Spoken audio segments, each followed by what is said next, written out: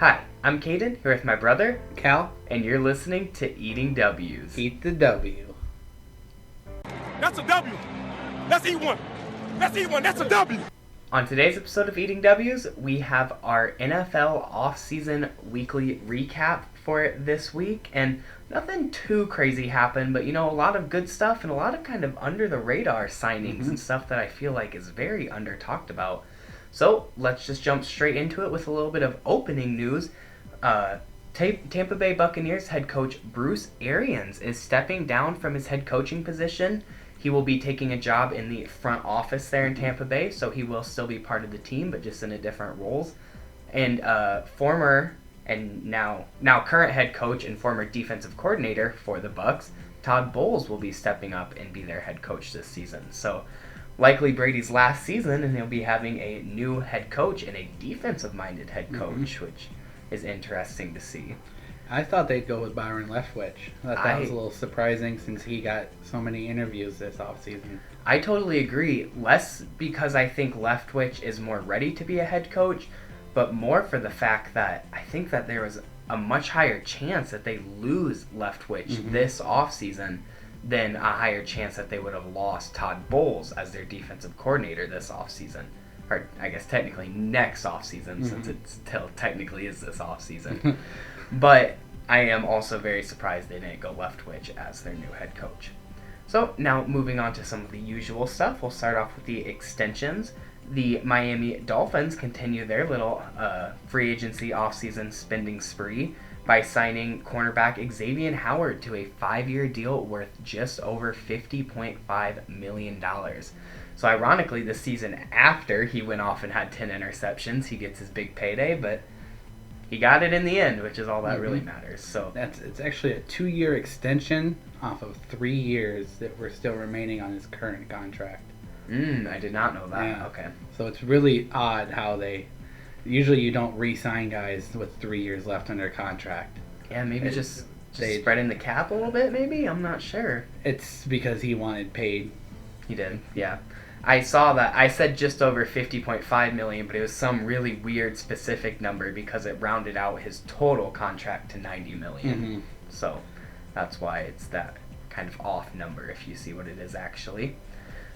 Moving on, Patrick Peterson announced on his podcast that he will be re-signing with the Vikings. Most likely, or I think it has been announced that it's on a 1-year deal. Not exactly sure how the money looks on that, but it is a 1-year deal. And safety P.J. Williams also was retained by the Saints on a 1-year deal. So secondary guys getting picked back up on their current teams. Now, there was no releases or cuts, or big-time releases or cuts at least, this week.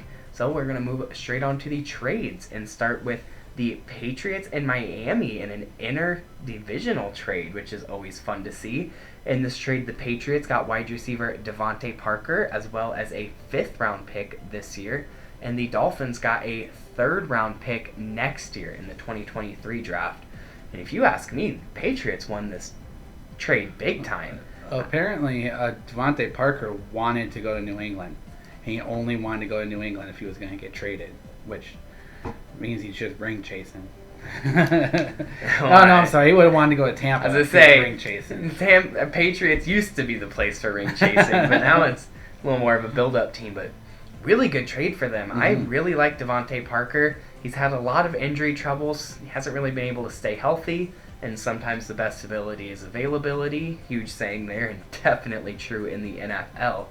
But, he's really good. He's a big physical guy when he can play. They've been looking to get rid of N'Keal Harry for a while, so I think this will be kind of his replacement, ironically, considering Parker is the older one here. And not to mention, they get the 5th-round pick when they only have to give up a future 3rd. So overall, just a win for the Patriots, in my opinion.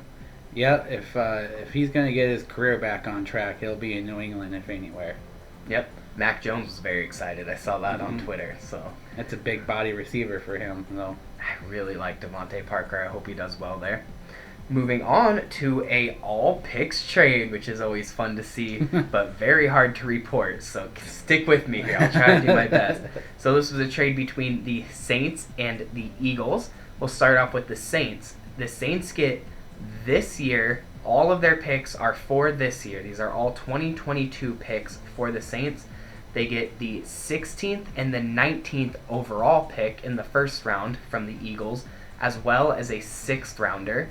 And then moving on to what the Eagles received, they get the Saints' 18th overall pick, a 3rd rounder, and a 7th rounder in this year's draft, the 2022 draft, as well as a 2023 first round pick and a 2024 second round pick.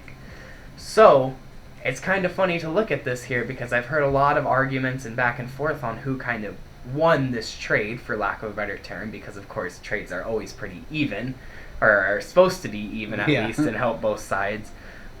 But looking at this, I have to say the Eagles won this trade. I know that they didn't really need 3 first-round picks this year. I mean, that's a lot of money to spend. I mean, having 2 first-round picks in a draft is pretty damn good, and 3 is almost just... It's unheard of, really. It's just unneeded, to be dead honest. Yeah. So now I really like what they did here. They spread it out, so now they not only have 2 first-round picks this year, but they will also have 2 first-round picks next year. And not even to mention, the Saints are a very, very questionable team this year, so they get lucky enough, this could end up being a pretty high draft pick for them. And then not to mention, just to add the cherry on top, moving all the way to 2024, they get that extra 2nd rounder. So overall, I think this was just a great deal for both teams and an awesome deal for the Eagles. Yeah, the Saints did get 2 first-round picks, which they could package together to move up if they really like a quarterback. But I know they re-signed Jameis Winston. I think they're going to stick with him. You know, he was doing really good up until his injury. But if there's somebody they really like, be it Kenny Pickett, Malik Willis, Desmond Ridder, they now have the ammunition to go and trade up to jump in front of anyone that they think is going to take them. Yeah, you signed Jameis Winston to that 2-year deal. You're on an off year for quarterback prospects. I could maybe see it happening, but man, it would be risky for them to go quarterback this year and just kind of unnecessary. Now, moving on from the trades to the signings, we'll start off with a little bit of Vikings news, which is my favorite. The Vikings signed 2 offensive linemen. First, we signed Jesse Davis to a 1-year, $3 million deal. Now, Jesse Davis played right tackle for the Miami Dolphins last year, but he has a much more natural position of right guard, which I think is something we need and are looking to fill, considering we also signed Chris Reed from the Colts. He started 6 games last year at right guard for them. So we pick up 2 guys to add to that kind of competition there. And this really makes me think, I would love to go Tyler Linderbaum in the draft. I think he'd be really good, and then he could be in that right guard or center competition with Bradbury. But the fact that we signed 2 right guards here kind of makes me think we're not going offensive line in the first round this year, but who knows? With the new regime, with new coaching, new GM, we could do pretty much anything. It's all smoke screens. You sign these 2 guys, then you end up cutting them before training camp. I must say, though, I do really like both of these signings. And I was looking through Twitter, and all the Colts fans were praising Chris Reed and talking about how much of an amazing signing it was. So I'm really excited to see how that competition gets bumped up this year. Moving on, the Jaguars signed edge rusher Arden Key to a 1-year deal from the 49ers. That's a very under-the-radar pickup. I really like Arden Key. He never really got a chance to thrive there in San Francisco because they had so much depth and rotation at that position. So now that he's going to go here to the Jaguars and get a chance to really work opposite Josh Allen, that's a great pickup for them. And kind of makes me think they're not going edge in the draft and they might actually go tackle. But then you can make the same argument that they franchise tag Cam Robinson. So who knows? Again, like Callan just said, it's all smoke screen. All smoke screen. Who knows what's going to happen? Everything's a smoke screen. Exactly. And then here in a huge veteran signing, the Los Angeles Rams signed middle linebacker Bobby Wagner from the interdivision rival Seattle Seahawks on a 5-year, $50 million deal. Now, I love the signing. Really like Bobby Wagner. I don't love the length of the contract, though. I know he can just void it and retire or anything like that. But you get this 32-year-old guy and you sign him to a 5-year deal.